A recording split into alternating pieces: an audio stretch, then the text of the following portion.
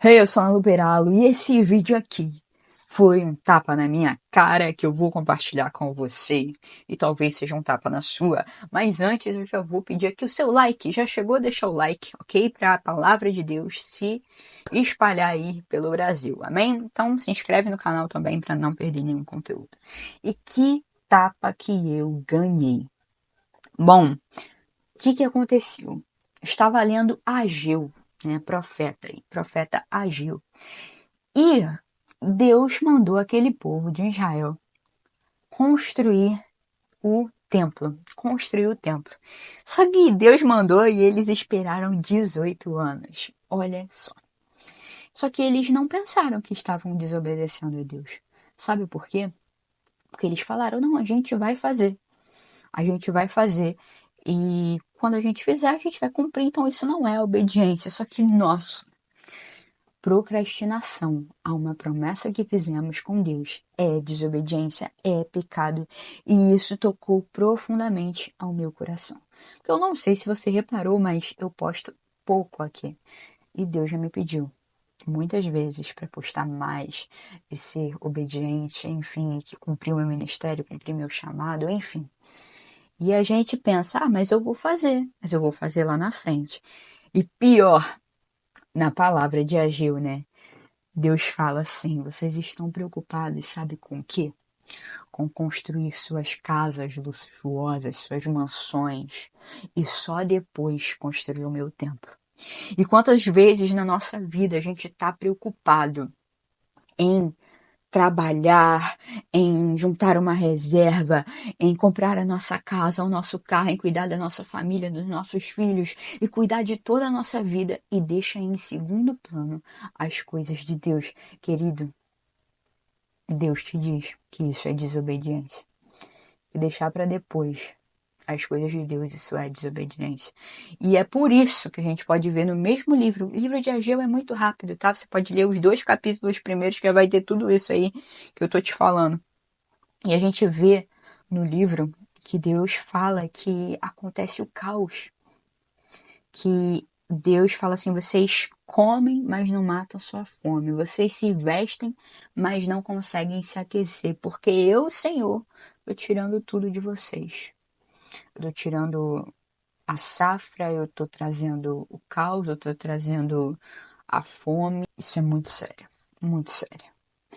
E às vezes a nossa calamidade financeira acontece porque não estamos obedecendo a Deus. Mas, Ana Lu, como eu vou obedecer a Deus se eu não sei a vontade de Deus para minha vida? Querido, a vontade de Deus é muito simples. Primeiro, que você se arrependa dos seus erros, dos seus pecados. Segundo, que você coloque Ele em primeiro lugar na sua vida. Terceiro, que você leve o Evangelho para as pessoas. Quarto, que você tenha uma vida com Ele. Orar, ler a Bíblia, porque senão Ele vai dizer que não te conhece. Então, assim, a vontade de Deus, ela é muito simples. E a gente tem que alinhar a nossa oração à vontade de Deus. A nossa oração, né, geralmente é: Pai, que seja feita a nossa vontade. Só que, assim, quando Deus, ele permite a nossa vontade na Bíblia, ele traz isso como um juízo e não como bênção. Isso é forte. Se Deus falar: seja feita a sua vontade para você, isso é um juízo e não é uma bênção, porque nós tendemos a desejar o que é mal. Então, quando a gente orar, que seja: Senhor, que seja feita a sua vontade, mas que eu possa alinhar a minha vontade com a sua. A nossa oração não é para Deus conhecer a nossa vontade, porque às vezes a gente está orando aqui, ó, orando, e a vontade de Deus está aqui. Então, a nossa oração, ela é para alinhar a nossa vontade até a vontade de Deus. Aí sim. Aí a palavra diz: se você pedir crendo de acordo com a vontade do Senhor, isso vai se suceder. Então, a nossa oração não é para ser feita a nossa vontade, mas para alinhar a vontade de Deus. E aí sim, querido, aí sim você vai ter uma vida próspera, uma vida abençoada, uma vida que vai ser derramada bênçãos dos céus, que você não vai saber nem onde vai caber, aonde os celeiros serão poucos para guardar as bênçãos que Deus vai te derramar. mas só quando você alinhar a sua vontade a dele, só quando você cumprir o propósito que Deus te chamou. Quando Deus chamou Jonas, ele se candidatou, eis-me aqui, Senhor, eu vou ser profeta. E aí Deus queria que ele pregasse em Nínive, mas ele não queria, não queria. Então ele foi engolido pela baleia, e aí ele se arrependeu no ventre da baleia, lembrando do voto que fez ao Senhor. Realmente, Senhor, eu falei que ia ser profeta, então eu tenho que pregar em todo canto que o Senhor me mandar. E aí, quando ele se arrepende ao voto, ele entende e se alinha à vontade de Deus, e aí ele cumpre o propósito dele. Então, assim, temos que entender qual foi o nosso voto com o Senhor. O que a gente prometeu a Deus? Se você prometeu alguma coisa, querido, tu fez um voto. E quando tu faz um voto, já era. Tu tem que cumprir. Senão você vai estar em pecado. E senão pode acontecer algo de ruim na sua vida. Então, assim, temos que buscar obedecer, né? Aquele povo lá de Ageu estava demorando para cumprir o voto. Demorou 18 anos para construir o templo. E é por isso que a calamidade veio sobre eles. Né? Isso me tocou profundamente. Né? Então eu espero que eu comece a obedecer mais o que Deus me chamou para fazer, que é pregar o evangelho, né? E eu não sei o que Deus te chamou para fazer. Ele pode ter te chamado para ouvir pessoas, ele pode ter te chamado para escrever um livro, ele pode ter te chamado para evangelizar na rua, ele pode ter te chamado para cuidar de uma pessoa especial, de uma pessoa em especial, né, no caso de discipular uma pessoa, ele pode ter te chamado para liderar um ministério, ele pode ter te chamado para pastor, para louvar, pode ter te chamado para louvar, para tocar, não sei, mas eu tenho certeza que alguma coisa move o seu coração. Alguma coisa tá lá no seu coração falando: eu gostaria de fazer isso aqui para Deus. Eu gostaria de fazer isso aqui na minha vida. Eu gostaria de atuar assim dentro da minha família. Alguma coisa.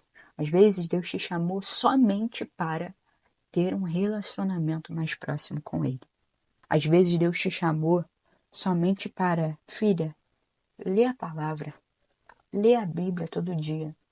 Fala comigo, eu quero ouvir a sua voz todo dia. Às vezes Deus te chamou para isso, para estar mais próxima dele, para ter comunhão com ele, para ele te conhecer e você conhecer Deus.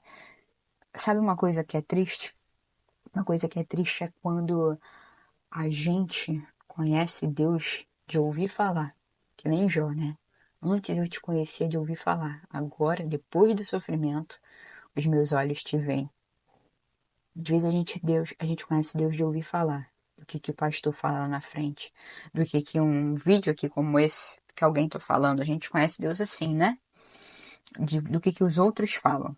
Mas será que você já conheceu Deus verdadeiramente? Já teve esse contato direto com Ele? Só tem uma forma, querido, a Bíblia. A Bíblia é a forma de você conhecer a Deus. E a oração e o jejum e a adoração também. Lembrando, adoração não é só cânticos, adoração é realmente você adorar a Deus de qualquer maneira que ele possa ser adorado, né? Seja com elogios, seja adoração através da sua própria vida, fazer as coisas como se fosse para o Senhor, enfim, precisamos nos voltar para Cristo e entender o que Ele tem para a nossa vida. Então, querido, se alguma parte desse vídeo te tocou assim de uma maneira especial, comenta aqui a parte que te tocou, ok? Não deixa de se inscrever no canal para não perder nenhum conteúdo e curte para a palavra de Deus se espalhar por aí. Te vejo no próximo vídeo.